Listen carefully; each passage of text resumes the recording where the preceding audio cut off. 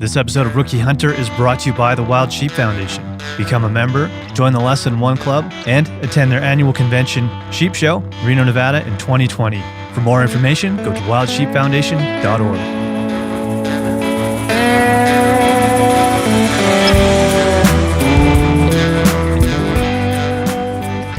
Hey guys, welcome to a bonus episode of Rookie Hunter. We hope you enjoyed episode 100. We got so busy putting that one together that nothing went up last week, so we wanted to give you 2 this week.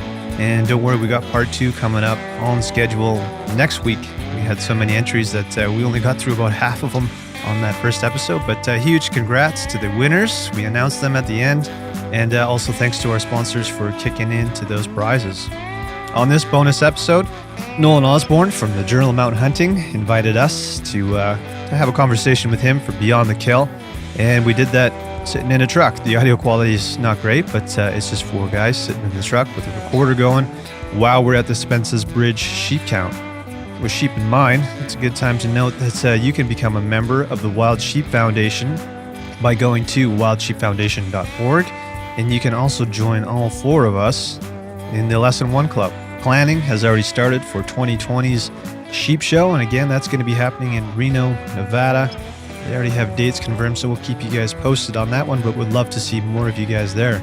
Sitka Gear is also a big sponsor of the Spence's Bridge Sheep Count and pretty much every sheep-related event we go to, so please support them. I'm actually wearing the Core Heavyweight hoodie as we record this, and this is my go-to sweater. I pretty much never take it off. It's good for pretty much every hunt, minus the hotter ones, but I never go anywhere without this one. And it is my absolute favorite. If you want to check it out and all of our other Sitka gear, you can go to our website, which is therookieHunter.com, click on the gear tab, and you can see everything that we're wearing. If you're interested in something, just click on it and it'll take you right to Sitka Gear's website.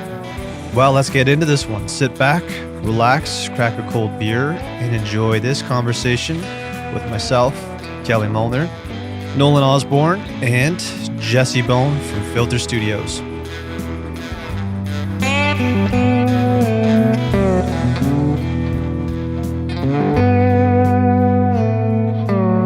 Yeah, so I'm Nolan Osborne. I'm hosting Beyond the Kill today. Fuck's sakes. Okay. Say welcome to Beyond the Kill. I'm Nolan Osborne. Welcome to Beyond the Kill. I'm Nolan Osborne, and I am hosting Beyond the Kill today from the interior of a pickup truck, and we're currently looking at a bunch of cows in a field, but beyond the cows in the field, we know that there's Rocky Mountain Bighorn sheep. And with me today, I have the Rookie Hunter crew and Jesse Bone of Filter Studios. And Oscar. Oh, and Oscar the dog. I thought there was a grouse in here for a second. Yeah, that's a classic pointer move, the ear flap. Why are we currently sitting in a pickup truck on a dirt road looking across the Thompson River at Bighorn Sheep Country? What brought us here? We are counting sheep for the Wild Sheep Society of BC. Yeah, so the Wild Sheep Society of BC has an annual spring sheep count in Spence's Bridge. It's a volunteer opportunity, in part to gather sheep numbers in this particular region, and so the sheep come into the wintering areas. They come down low. They're closer to the highways. It's a volunteer opportunity for members of the Wild Sheep Foundation to contribute to conservation and help give data and contribute data on sheep numbers and populations in the area. And as well, it's I think equal just to build community and camaraderie and get out there with other people interested in wild sheep and conservation. And for many people as well, it's just an opportunity to spend a day looking at wild animals in their natural habitat. Huge turnout. Yeah. For this. Pretty awesome. That's what I was going to say, about 100 people, I think. I think this is a bit of a historical turnout for them, yeah. Which is why we're recording in the inside of a truck and not in our wall tent, because there's 100 people probably eating moose smokies right now. Okay, so I wanted to ask you guys a little bit about your own sheep experience and how you got into how you got into, we kind of know how you got into hunting a bit. You can you can tell people about that if you want, but more specifically, what pushed you from hunting deer originally and black bear into more of a focus on mountain species and trips to the north? I don't think I was initially that interested in sheep hunting. It was more so Kelly and our hunting partner Garrett. I think maybe more so Garrett that was into sheep and started pushing us more into the idea of going sheep hunting. And as we started to talk about it, I grew more interested in the areas that sheep hunting would bring us, so heading to northern British Columbia. So for me, I think it was more the idea of going to places where sheep are, not so much actually just hunting sheep. And there's also so many other opportunities when you're heading up north for other species as well, right? But yes, the old magical mixed bag. Yeah, exactly. Yeah. So, but as we, started looking more into sheep and got involved with the Wild Sheep Foundation and that, we sort of just get obsessed with the idea, even though we've never actually harvested a sheep. And our first trip up north was kind of I don't even know how you describe that, but it was not a successful sheep hunt, but it was just awesome being up there. So that pretty much set the hook for us. Yeah. Yeah, it's the place for sure. Yeah. Adam and I were talking about, like, if you consider the cost of going up there and the pound. Don't talk about cost at all when you go hunting. Well, that's the thing. It's like, if that was what you were going up there for, it doesn't make sense. So there's obviously a lot of reasons for wanting to go up there. And it's not just to bring home sheep meat, right? It's the experience of going up there. Yeah. And the unknown of going to areas that you've never been into before either, right? There's so many question marks. And when you come out of there, that's the best feeling in the world. It's nice to get out, but as we talked about in the Yukon too, it's like as soon as you're out, you're missing it already, and you want to get back in there. Yeah, it's funny. The first year I went down to Reno to get a job. At one point, I was standing and talking to an outfitter for a bit, and then a client or a potential client had come up, and the outfitter just said, "Hey, excuse me, I need to spend some time talking to this guy." And so I spent a bunch of time talking to his head guide, and the head guide told me that it was, if you got into guiding, specifically, sheep and stuff, northern BC, Yukon, all that, Northwest Territories, he had told me it's the best job in the world, but it's going to ruin your life, because not literally ruin your life, just that you'll never, if you're the right kind of person, if that really just sets its hooks in, then you can't function without that being in your brain all the time. And I think, like you said there, it's not so much the sheep itself. I mean, obviously sheep are a phenomenal species. And I think, hopefully this year when you guys see your first mature thin horn, that's something that just gets, seared into your brain.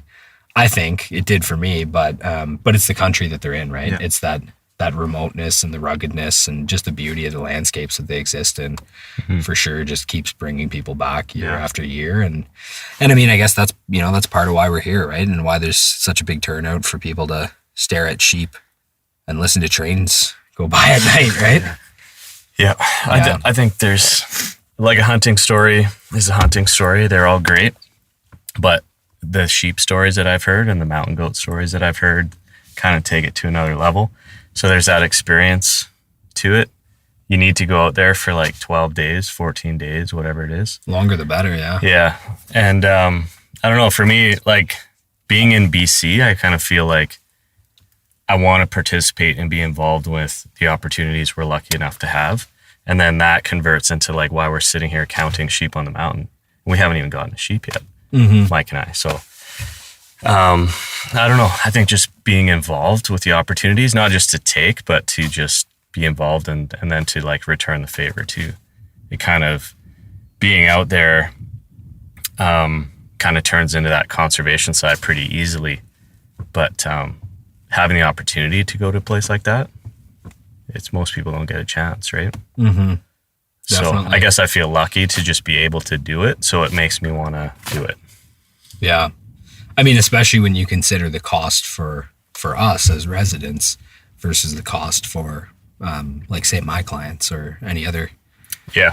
any other non-residents of British Columbia that are going on a guided hunt. Like it's, Yeah, we can't be complaining about the cost. yeah. You hear guys complain about the flight prices on fly-ins. I'm like, I mean, you could always just not live in BC and pay $50,000. Yeah. Whatever That was a big works. realization for me when I started to learn about the sheep world. Because I talked with Adam a lot about it, and just learning about the opportunity that we have here is so unique. And like I'm about 6 hours away from where I live, but we're out here in like sheep country, Mm-hmm. you know, and some of us are even closer. You guys in Kelowna and stuff, and it's the barrier to entry is so low. Like it's almost like you almost should have to or be obligated to do it because it's so close and such a unique species and such a unique hunt. That's something you can just go do here as a resident. It's not a $50,000 investment for us. Mm-hmm. Or putting in like a lot of the southern states, especially, there's states that you could put in easily for 30 years before you would ever draw, like for deserts and stuff like that. So but that would be similar in an area like this, like South BC, right? Most of them are LEH. This is open. Oh, is it? Yeah. Yeah, Spence's is open. I believe it is mature. Someone's going to chew me out for this because I don't know the exact regulations, but I believe it's like mature. So it has to be like full curl over the nose. Okay. Right. And this, pretty rare. yeah, these are actually Rockies. Yeah. I don't know if you guys knew that, but. I didn't. I thought they were Callies. Yeah, no, these are a transplant of Rockies. So Callies generally burn off more. And you do have a better chance of finding a full curl Rocky, but it's very low odds. I mean, guys put, I know guys that have put like 40 days in here in a year, and like hard sheep hunters who really know their stuff, they're dialed in. They've put over a month in a season here, and they've never seen one. So we were talking to somebody that said like maybe a sheep a year comes out of here. yeah, I think that's about right. Yeah.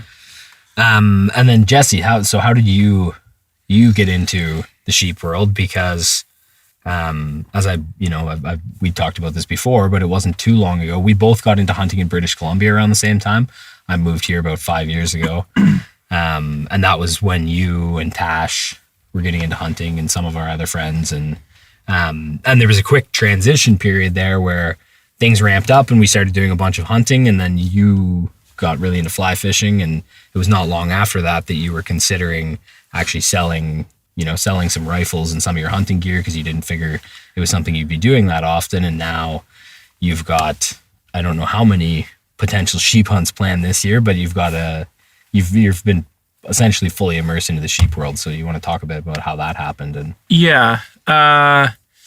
well, my, at the same time as kind of Mike and Kelly got into hunting as well, and for, I don't know, 6 years ago ish, and had that like ethical question of, where am I going to source my meat, and dealing with that, and came to the conclusion that if I'm going to, I just don't want to support the commercial agriculture.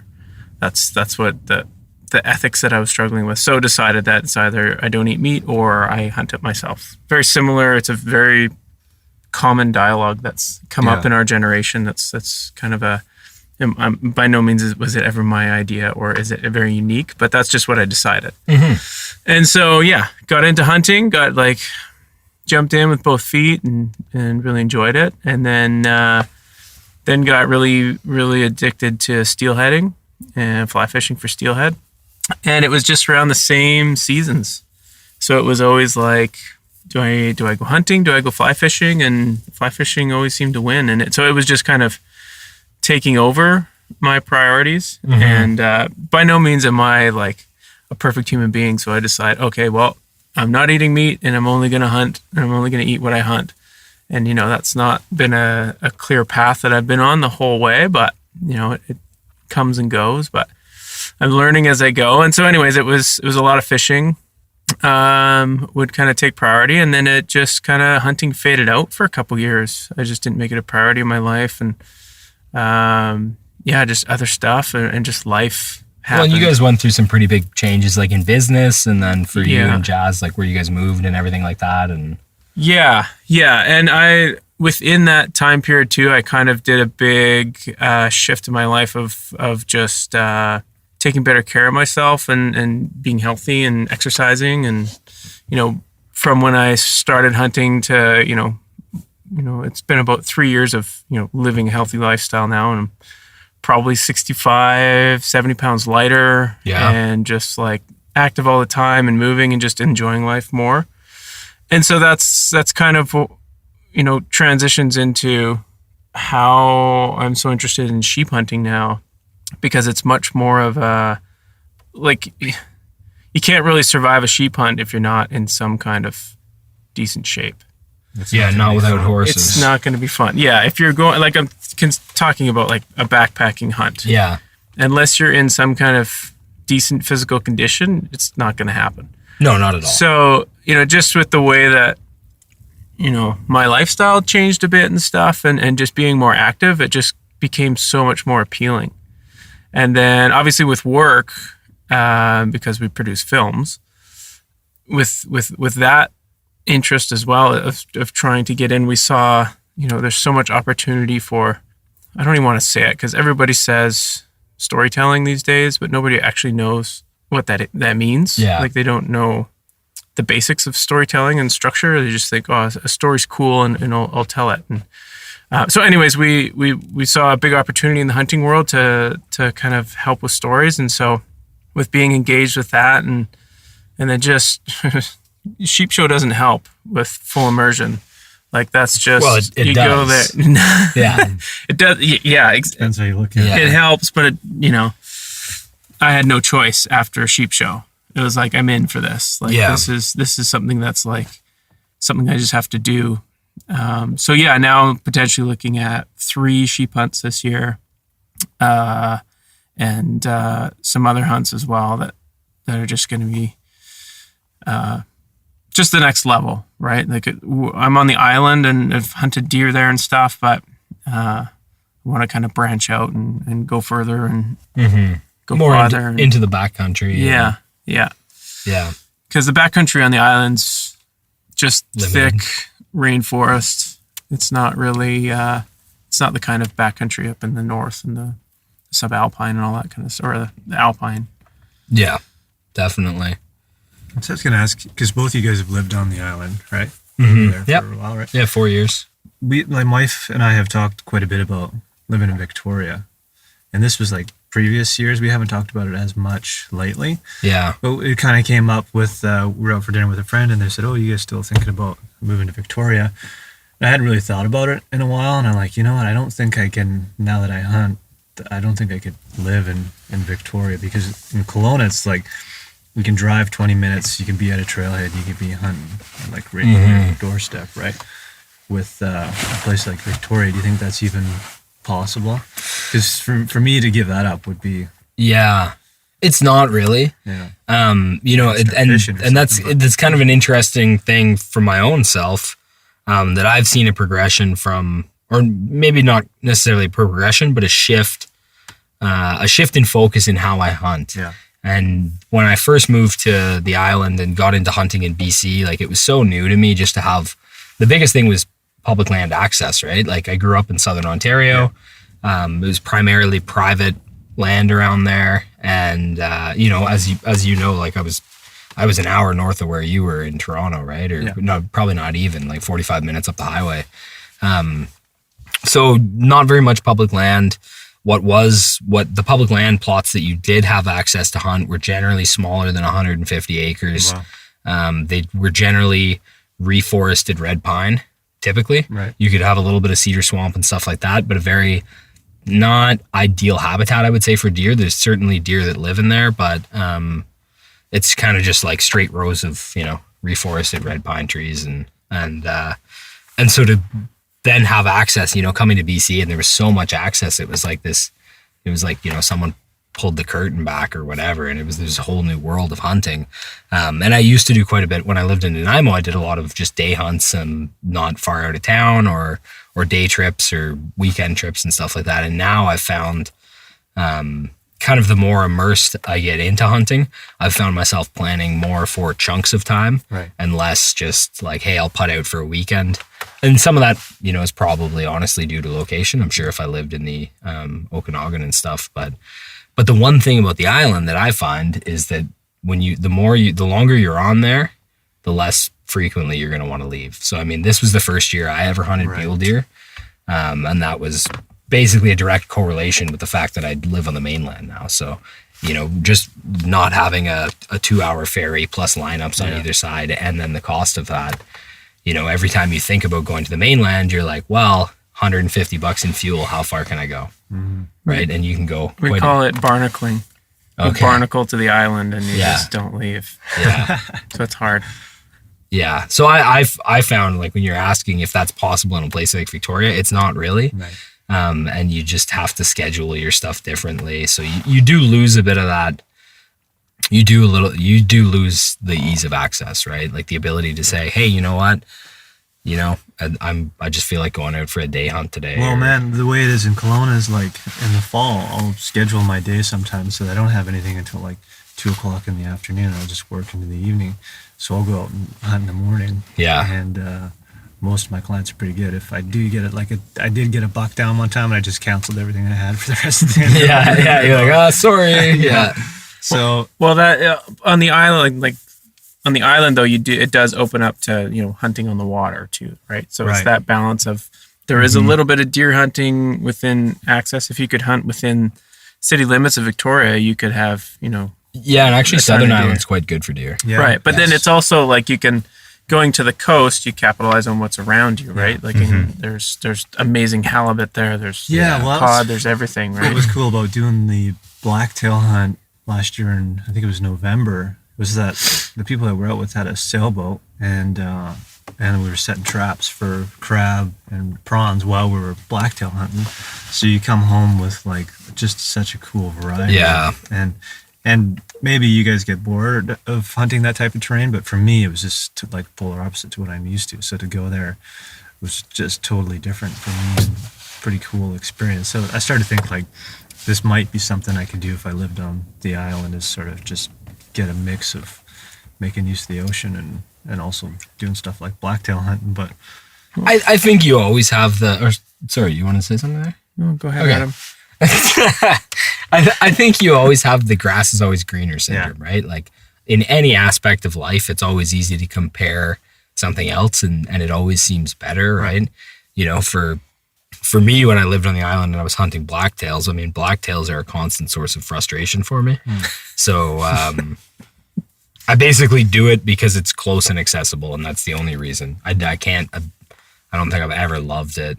Although every once in a while you get like one good, you'll be like 3 years of it just not going well and you're ready to quit. And then you go out one rainy day and you bump into a bunch of bucks, and then that gives you enough to go for another 3 years and not see any blacktails. That's my experience on the island. It can be quite tough. And then you're always thinking about mule deer, right? Like you see everyone's pictures of mule deer and you're like, oh man, like that's the thing. So mule deer hunting in the Okanagan is kind of similar to that though. It's getting to be. Yeah. Yeah, I think 2 years. Like I'm on a 2-year dry spell with mule deer. And I think it's maybe different, and maybe you guys could speak to this and some of your experience with sheep hunting as well, but the one mule deer hunt I did was a backpack one, and we backpacked in like 20 something kilometers, and quite a good elevation gain. Like we went from around 2,000-ish feet to 7,000 feet, or 2,200 to 7,200 or something like that. It was about 5,000 feet elevation gain. So for me, that was cool because I've never had a deer hunt that was similar to a sheep hunt, right? And it was almost that idea of like a poor man's sheep hunt, drive 3.5 hours from the house and be able to do that for a couple overnights. But the interesting thing there is like I'm very used to a style of hunting, like more open stuff, right? When I was working in the Yukon and then working in northern BC, most of the time you're in the alpine or glassing fairly sparse timbered areas, which is quite appealing when you're coming from a rainforest, right? When you can only see, maybe 50 yards if you're lucky, and lots of times it's like 15 to 20, and you're just 2 steps in glass. The idea of being able to mule deer hunt and glass open areas and plant stalks seems very appealing. especially kind of, and that's what I was curious about your guys' experience, because that's, for me, that's something that I really find appealing about sheep hunting, right? Is the ability to really dictate your hunt based off of your own physical capabilities and where you can go, and you're just free, especially in a backpacking situation, to like look, maybe, you could look all the way down that ridge line that we can see here and say, okay, well, that's 4 kilometers away, but I can get there in half a day, and I can go hunt that. You just can't do that on the island. So is that something that you guys have found with your, that's a similarity that you enjoy between like your sheep hunt that you did in the past and mule deer and stuff? Or is that, I don't know, how do you hunt mule deer and deer specifically? I think there's some similarities there, because with mule deer in the Okanagan, we're dealing with, well, most of the areas that are good to hunt have been burned in the last 10, 15 years kind of thing. So it is pretty wide open. And the fun part about hunting those mule deer is you spot and stalk. And even if you bump them, you can usually catch up to them, because they'll typically just go and hide behind the next ridge. And if you can sneak up there again, you might get another opportunity with them. So, and they do seem to hang out in groups. Yeah. Like if you did that on the island, there's no way to find them. No. But you can definitely catch up to them again. Yeah, the island's pretty much cut block to cut block. That's where you see beyond 20 to 30 yards. Yeah, and generally cut blocks are not nearly as productive. Yeah. Yeah, so I mean, and you guys, it seems like there's a common thread here for all of us, and the draw for sheep hunting, from what I'm understanding here, is as much about the landscape as it is about the animal. Yeah, and I don't think Kelly and I maybe Kelly prefers it, or I don't know, but we don't like to sit still for too long. And obviously there's going to be some of that with sheep hunting, but you're going to be climbing a lot too, though, to get to those places once you find them. Yeah. Right? So I don't know. I don't have the patience to hunt whitetail and sit in a blind all day. That's very different. Yeah, sitting in a blind. Yeah. Because I was going to say that the patience of, because when you're sitting on top of a ridge, glassing for an animal or for sheep or even for deer, for that matter, I'd like to move too, but I can sit there for 3 hours because I'm always moving in my head, and you're sitting there and you're mentally engaged the whole time. So yeah, it's just different. And I think that is also a challenge. Like, I think we give a lot of credit to a physical challenge, but we also have to give the credit to the mental one, right? Like, if you should be sitting there glassing, then I think you should be sitting there glassing and dealing with that, patience, pain, right? Yeah. Like, sometimes you just have to do it, Totally. I feel like. Yeah. But in other cases, it's like, well, let's just get up and move because it feels like the right thing to do. Yeah. But it's like you said too, though. It's a lot about place and going somewhere like in here where we are, Spence's Bridge. It's like, this is like the moon compared to where I grew up and to what I know. So it's so amazing to just be here and like kick dust and worry about getting a tick on you, because we don't have ticks on the island, and where I grew up, I didn't have ticks. So I'm, always thinking about a tick, but whatever. But it's just that kind of like, this is a different world that I'm in, right? And literally rattlesnakes. And I stopped earlier and took a picture of some prickly pear cactus. Yeah.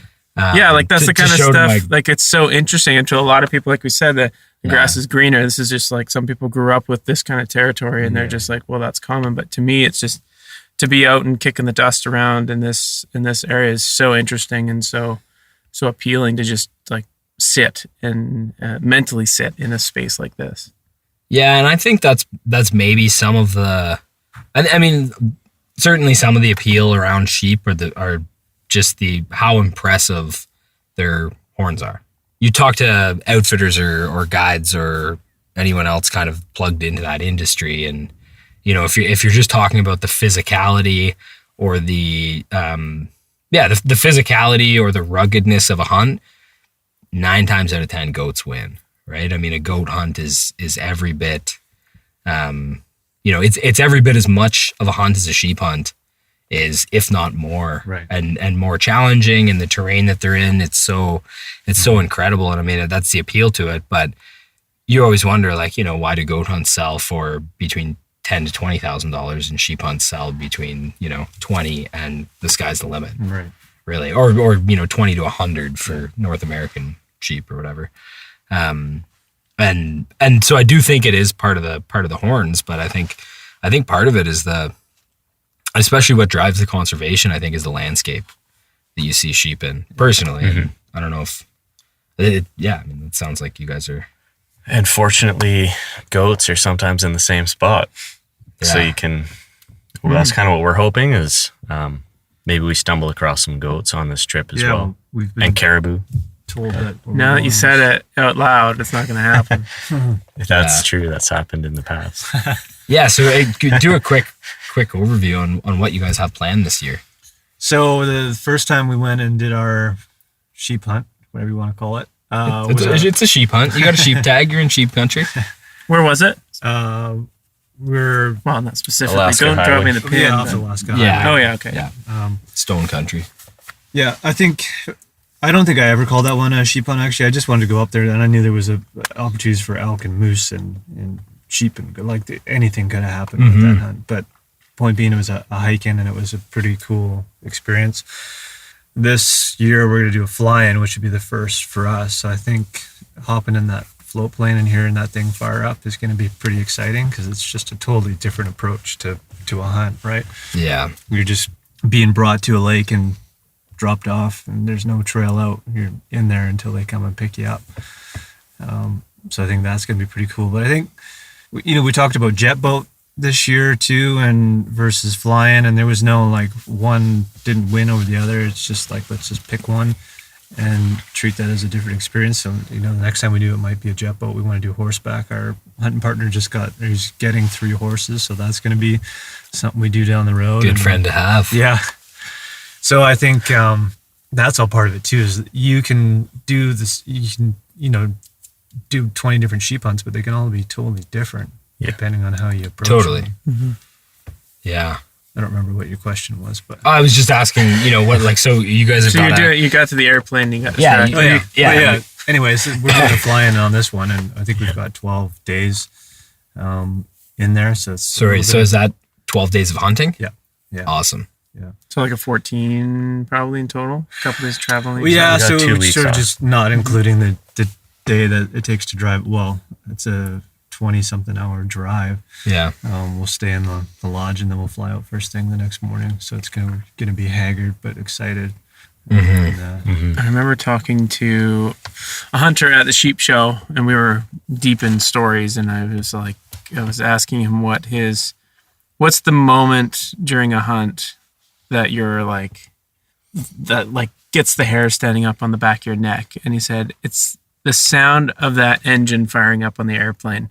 All the gear's loaded, and it's you're done that 20-hour drive, and you're so you hear that bop, bop, bop, bop, bop, bop, bop. That sound, he's that just gets the hair on the back of my neck because that's we're going, right?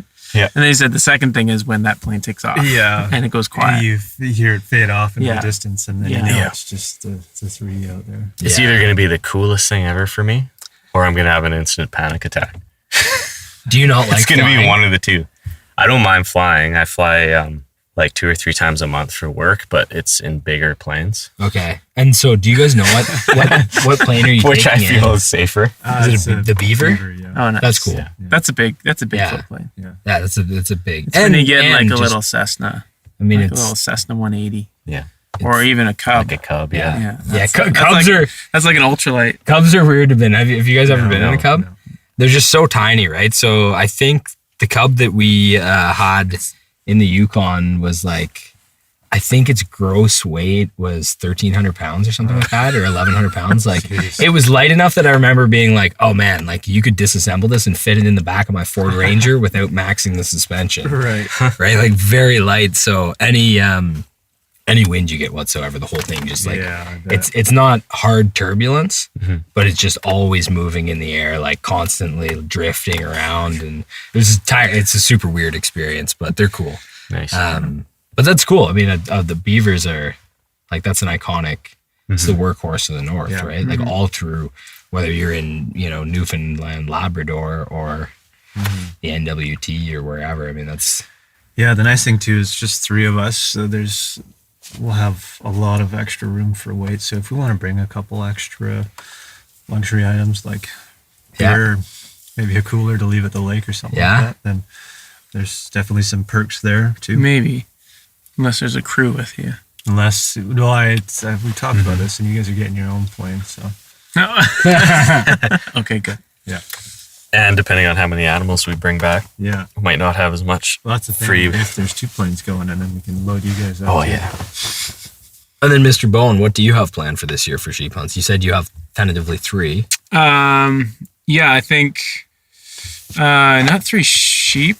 I can't remember. We've got so much going on, and nothing's confirmed 100% yet. Yeah. But there's potentially going with these guys on their fly-in up there. Oh no, there is 3. There's that, and then Gucci Yeah, you and And Peter I- are gonna. might go up in the Stone area. Yep. Just as a kind of a hike in and go explore it for ourselves, and if we come across some critters, then we'll take it by then. But it's mainly just kind of like what you were saying, Mike, of just go up there and breathe in that northern air and hike up some ridges and stuff, and just get some experience with that.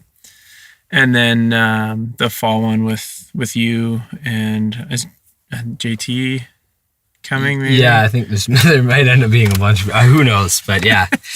Yeah, gonna do some bighorn hunting. That fall bighorn in, one, yeah. Late season, right? Yeah. Right at the end of the season. Right yeah. at close, so Is that open or is that a draw? that's full. Who knows? Oh, I see. Got to keep that secret. It's open. Yeah. Yeah, it's a general open season for bighorns in the Kootenays. So Yeah. I've been, I guess this will be my 5th year sheep hunting for work, but I've never, it's, yeah, sorry. So I'll finish that sentence. I've never sheep hunted for myself. I bought a tag last year for the first year. Didn't spend any days in sheep country with the tag. And yeah, so it's funny to me when you guys are talking about, well, like, we're not, you kind of allude like, well, we're not really sheep hunters because we've never killed a sheep, or, even your first hunt, you were saying like, well, we went sheep hunting, but we didn't get one. And it's like, yeah, I mean, I've been on, I don't know, maybe a dozen or 15 sheep hunts or something like that.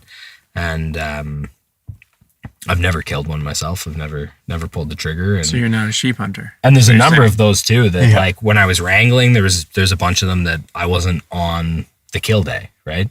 I had to, often you'll get into some sheep or whatever, and just because of how much work horses are, quite often you'll leave the wrangler with the horses and you'll go off, and the guide and the client will go off and backpack. So yeah, there's a number of them that sheep hunts that I was a part of that I was never on the kill for or anything like that. So I always kind of like, it's funny when newer people getting into it are very hesitant to be like, oh yeah, like, it wasn't really a sheep hunt. I'm like, hey man, if you're in sheep country and you got a tag, it's a sheep hunt. I don't know if we didn't even make it to sheep country. That's why I'm hesitant to call it a sheep. Yeah. Well, I mean, like, but we didn't I know can that. see it. We didn't know that was going to happen. Yeah. And the other thing is, I think with Mike, he wasn't calling it a sheep hunt from the beginning, because I don't think he really cared if you came out with the sheep or not. No. And I think Garrett and I had visions of backpacking a sheep out, Yeah. so we kind of called it one. Yeah. And obviously it wasn't successful, but Hey, lots in of the them are. sense of pulling a sheep off the mountain, but like everything else, total success. I thought it was funny though, and like the year before that, we went to the Kootenays to go on a goat hunt, and the weather changed, and that goat hunt turned into mule deer, and it ended up that's when we got that elk actually. Oh yeah. So Okay. it's, Yeah. it's hard to call a hunt anything other than a hunt sometimes when you have a bunch of opportunities, and there's so many factors that could get in the way of Yeah. changing the outcome of what you're. Yeah. Certainly. Like that, was that last season or the season before? I got pulled over by a CO, and he goes, "Oh, can I see your tags?" This was end of season. I go, "Well, yeah, I got a whole whack of them. I got like 8 tags. None of them are clipped." He goes, "Wow, you had a great season." But I mean, I hunted all Thanks season, for your right? donation. Technically, I hunted. It's just, Oh, of course I never you got did. to clip Yeah. anything. Yeah. I mean, But there's a number of, you think of all the stories you've heard talking to people at the sheep show, or, through whatever, just talking to other sheep hunters, or in the case of this, people in Spence's Bridge, that might go day, they might be successful on their 10th, 11th, 12th, 14th day of a sheep hunt, right? It doesn't mean you weren't hunting prior to that. It's just, you know, you were always sheep hunting. You just weren't successful. So it's nice. It's nice scoping sheep at Spence's Bridge, doing this count, because it's kind of giving us a bit of experience to be like, oh, well, you know, there's sheep a kilometer over there, but can I tell from here with my spotting scope if that's somewhere I'd want to, you know, walk over and check it out? Yeah. I was just curious on how that kind of worked, which, like today, when we found that one group, I was like, oh yeah, there's a few rams there. There's one that we might want to walk over and check out if we were hunting. Right. But other than that, no. So it's just cool to have some experience with that. Yeah, you start to gain understanding of those kinds of cues and stuff, and then understanding what distances too. So like you said, I mean, we were 1,600 yards away from that band when we spotted them, which is certainly too far to tell anything other than, am I interested to take a closer look or not? Yeah. Yeah. Yeah, exactly. It's like, you know, that one potentially, and you can kind of draw that line between, you know, big cranker versus, the line was pretty clear, I think, with that band around or sheep. Yeah. So maybe that's an easier situation. You can kind of tell right off the bat, well, there's two kind of bigger ones, but everything else is. Mm-hmm. So, I was just going to say before you transition or whatever, speaking from, you know, being a new hunter, one of the biggest things that you can read all the textbooks, you can, you know, read all the books, you can, you know, watch all the YouTube, you can listen to all the podcasts, you can do all that kind of stuff. And as a new hunter, the biggest thing that you lack is the experience. So something like this is just to be able to see and look at the sheep and see where they are and where they move, and like that's just experience that you only get being out and doing it, right? Mm-hmm. Like you can know them and get a degree in what they are, but until you go out and actually just look at them and breathe the same air and kind of look at the terrain, like you said, we look over at the ridge right now where we were spotting them today. I can't see anything, and unless I knew where we saw them in the morning, where they moved and ate, and then when they were moving when we left, and when we, you know, confirmed all the numbers, and so you can kind of know that, oh, I could probably spot them over in that area, and then you look down another ridge, like, oh, they probably wouldn't be there because it's not similar to where they are there, you know. Mm-hmm. So it just kind of adds to that experience, and as a new hunter, coming to an event like this is perfect for that, because you can, and I mean, you're amongst a lot of experienced hunters as well that share knowledge and. Mm-hmm. Not spots, but knowledge. Yeah. And who knew the sheep could run downhill that fast? Yeah, that was crazy. Pretty quick. Yeah. Yeah. And that's interesting, because I think mountain hunting specifically is quite a bit of it is just pattern recognition, right? Pattern recognition in the shapes you're looking for, whether that's moose, caribou, whatever, either shapes or colors or that kind of stuff. Even just, you know, how a ram's horn may pick up light differently than rocks, for example, or other stuff in that terrain. And the more you spend time doing that, the more you see those patterns and you're able to recognize them. And so I guess that is sort of not really a transition to what I was going to ask you is this the first time, and I think I know the answer, but is this the first time you've seen wild sheep? That you've been able to put glass, like not just driving down the highway in Banff or something and they're there, but like that you've been in a place where it's actually, you know, not a national park, and that you've been able to put glass on sheep. We do have them around the Okanagan. So yeah. There's opportunities to check them out there, but and Grand Forks. Yeah. Yeah. But well. This has been a little bit different though. Just the kind of the approach that we have with the sheep count is a little bit different than just finding, like, we could probably, if we were in Kelowna today, we could go out and find those sheep, no problem. Yeah. We kind of know where they hang out. So this is a little bit different because you're just not really sure where they might be. And so, I don't know, it feels a bit more somewhat realistic. You still got the highway right here, but good sort of training for us, I think, as we get ready to. And I think, you know, that changes it. And some of it is mental, is because it's an open, knowing that this is a huntable population of sheep does change. You know, it's almost the same. It's the difference between stalking a deer with a camera and a rifle, right? Yeah. You know, It's engagement, right? Yeah. Like you're engaged because you could invest into, you know, chasing one of these animals. For me, this was my first time, like sitting down with you know, I had my binoculars on my tripod and just like sat there and watched and like counted, and it was really cool to take some time. We had the little cheat sheet of, you know, how to identify them and where they're at. the age classifications, classification, or yeah. maturity classifications on ewes and rams. Yeah. So when we were going through that and kind of, I think this, and then, you know, a few of us were like, I'm pretty sure that's a ewe, and you know, and then you said, well, that one might be an adolescent ram, and then we looked at it again, and, you know, just kind of going through that, and then that like learning process was really cool, and that engagement. But that was the first time that I've looked at sheep, because I don't have them in my backyard like some of us. Yeah. But yeah, it's really, really cool. I've never actually dedicated a day to just looking at sheep. No. But you will be soon. Yeah. And I've never looked at a sheep with my spotting scope. See that blue bird Yeah, I on the was looking at fence that. right It's there? distracting me. It's pretty nice. Oh, bird yeah. there. What is that? It's like It's like someone's pet that's escaped. It's like a blue finch or something. I wonder if that's an indigo bunting. Yeah, that's what I meant. We'll look that up later. Yeah, it's a different. As Gucci said, my sheep cherry has been popped. You know, and I think there's something.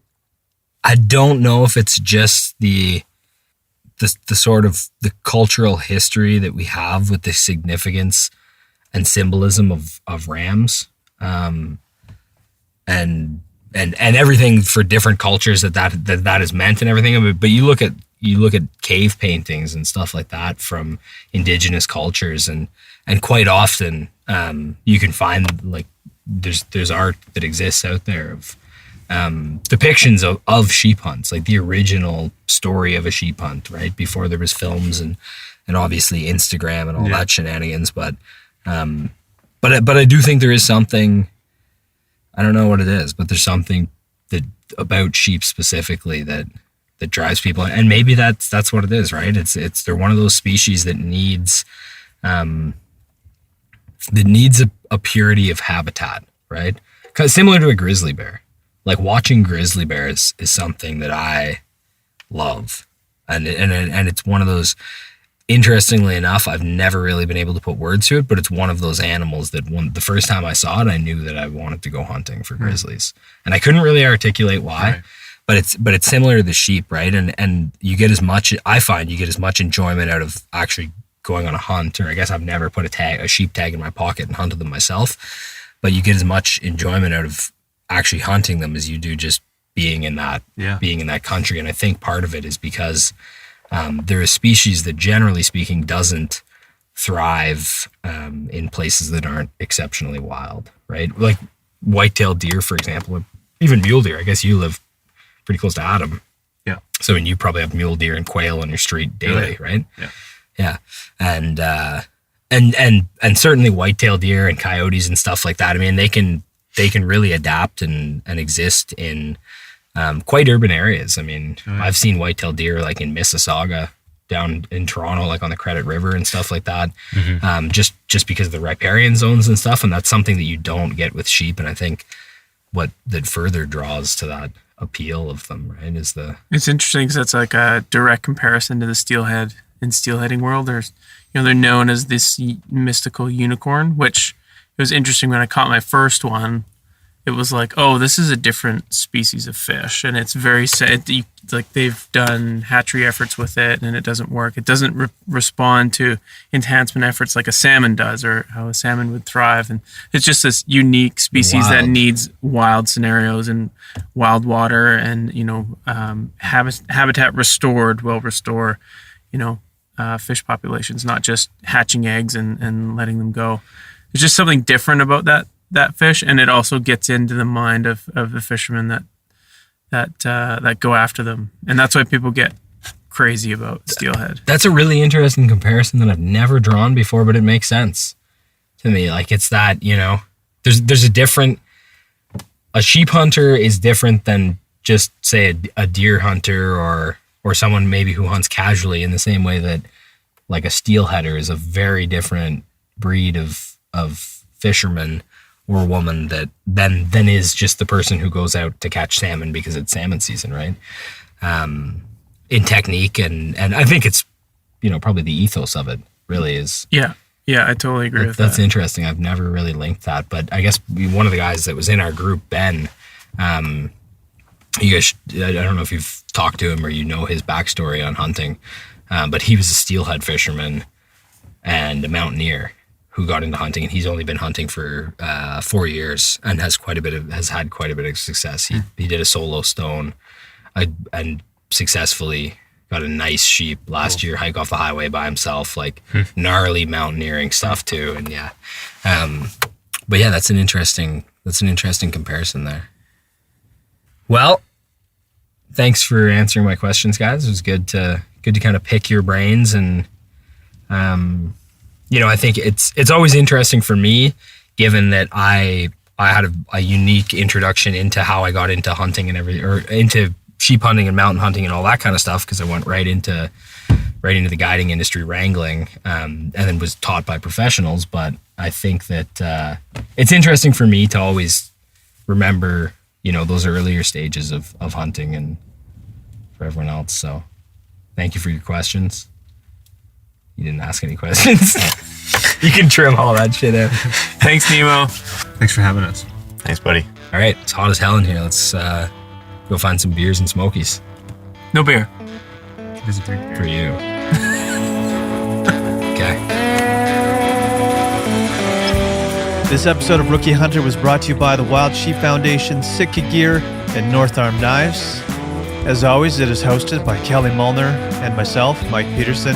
It is recorded, edited, and produced at Mountain Stream Audio Productions in beautiful Kelowna, British Columbia. Original music written by the one and only Kelly Mullner, with help from Graham Ord, Darcy Booth, and Chip Sleedermean. If you want to help us out, there's one thing you can do. You can go to iTunes or wherever you get your podcast from and leave us a 5-star rating and a review. And don't forget to subscribe. For more on the show, head over to our website, therookiehunter.com.